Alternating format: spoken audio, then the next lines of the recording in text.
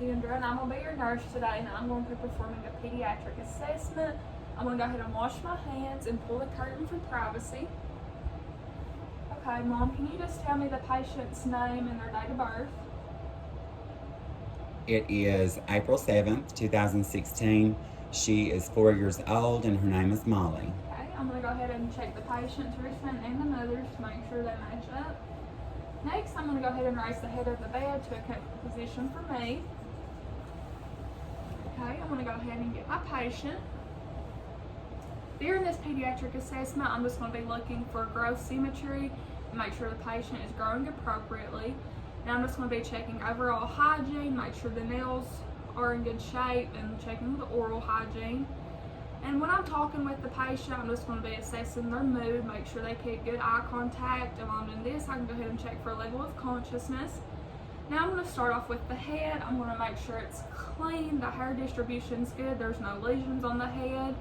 And after that, I'm going to check Perla. I'm going to take my pen light and make sure the pupils are equal bilaterally, which means they're 3 to 5 a piece. Then I'm going to go ahead and make sure the conjunctiva is pink in the eyes and the sclera is white.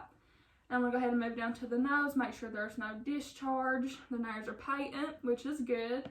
And since my patient is 4 years old, I'm going to pull the pinna up and back for the patient, make sure there's no discharge in the ears. Now I'm going to go ahead and move down to the mouth, make sure that the mucous membranes are moist and pink. Check for any missing teeth, check for any loose teeth. Just make sure the hygiene's good in the mouth. Now I'm going to go ahead and move down to the neck. I'm going to check the lymph nodes, make sure there's nothing abnormal. Now I'm going to check my carotid pulse for 1 full minute on the patient.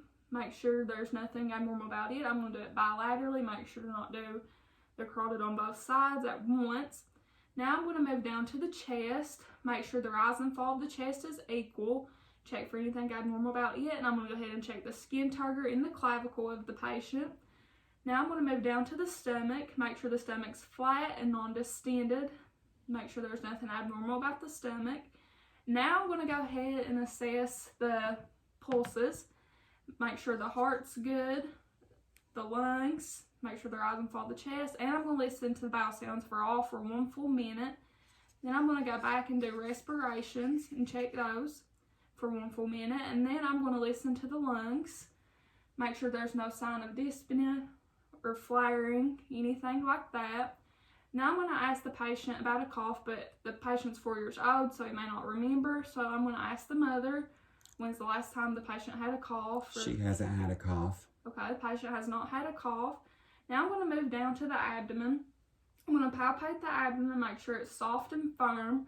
Make sure there's nothing abnormal about it. I shouldn't be able to feel the bladder. Now I'm going to go ahead and ask the patient or the mom the last time the patient had a bowel movement. Was there anything abnormal about it? The color, the consistency. And while I'm doing that, I'm going to go ahead and ask about the last time the patient voided. Did it burn? Was anything wrong with it? Now I'm going to go ahead and check the muscles for any tenderness. Make sure there's no contractures. And now I'm going to check the brachial and radial pulses for symmetry and strength and quality. I'm going to check the capillary refill in the fingers of the patient. And after I get done with that, while I'm already checking the capillary refill in the patient's fingers, I'm going to go ahead and assess their range of motion. Make sure they're not having any pain or crepitus when that's going on. And then after that, I'm going to go ahead and assess the skin for any scrapes or bruises or lesions on the arms. And after that, I'm going to ask the patient if they can just take their hands and push against mine to check for strength. And now I'm going to check for the lower extremity pulses. You have your popliteal behind your knee, your dorsalis pedis on the top of the foot, and your posterior tibialis. And while I'm going ahead and doing that, I'm going to check for range of motion on the legs. Make sure there's no crepitus or pain while doing range of motion on the legs.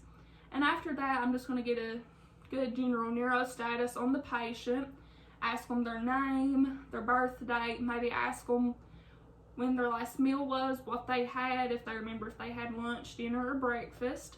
And after this, I'm going to go ahead and check sensation in my patient. And when doing this, I'm going to get a Q-tip and take the cotton off one end of the Q-tip and just rub it against the patient's leg, have them close their eyes to see how they react to it. And then I'm going to go ahead and flip my patient over.